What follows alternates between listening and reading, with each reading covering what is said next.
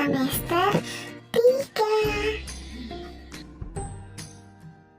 Aku akan ngajak kalian mempelajari fotosintesis. Apa sih itu fotosintesis? Fotosintesis berasal dari bahasa Yunani. Foto artinya cahaya dan sintesis artinya penyusunan. Fotosintesis merupakan proses pembuatan makanan yang dilakukan oleh tumbuhan yang memiliki zat hijau daun atau klorofil. Apa aja sih yang diperlukan agar terjadi proses fotosintesis?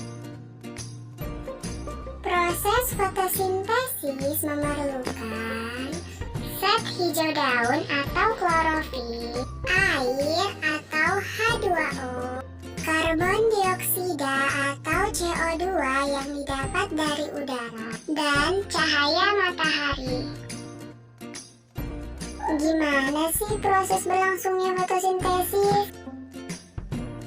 Proses fotosintesis, air atau H2O dalam tanah diserap oleh akar tumbuhan dan diteruskan ke dalam melalui batang. Karbon dioksida atau CO2 diperoleh dari udara yang masuk ke dalam daun melalui stomata atau mulut daun. Ketika sinar matahari jatuh ke permukaan daun, maka klorofil akan menangkap energi cahaya matahari tersebut. Proses fotosintesis berlangsung di daun melalui reaksi kimia. Air dan karbon dioksida CO2 diubah menjadi glukosa dan oksigen dengan bantuan cahaya matahari.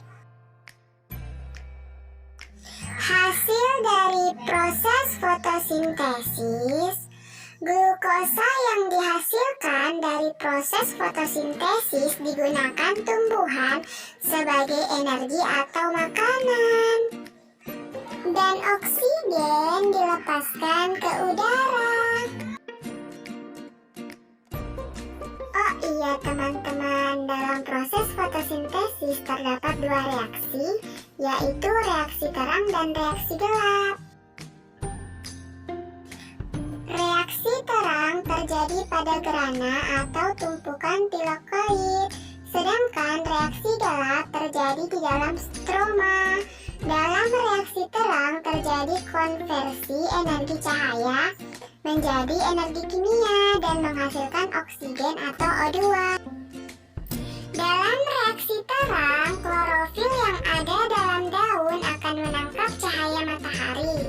Ingat, cahaya menjadi unsur penting di fotosintesis. Jika tidak ada cahaya, maka tidak akan terjadi proses ini. Energi yang ditangkap klorofil tersebut akan digunakan untuk memecah molekul air dalam tumbuhan.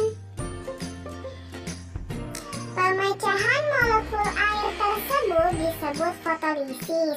Ion H+ diikat oleh CON NADP di daun dan menjadi NADPH.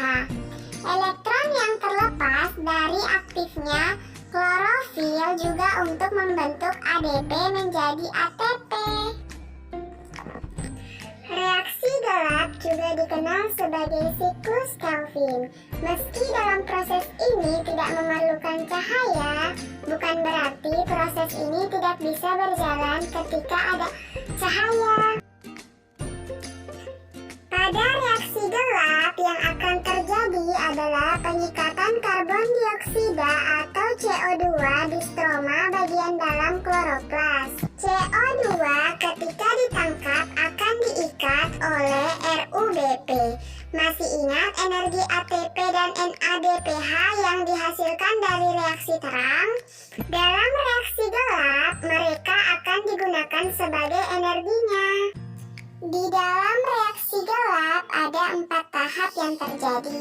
Yang pertama yaitu fiksasi atau penyikatan, kedua reduksi atau pengurangan, ketiga regenerasi atau pembentukan kembali, dan yang terakhir yaitu sintesa atau pembentukan.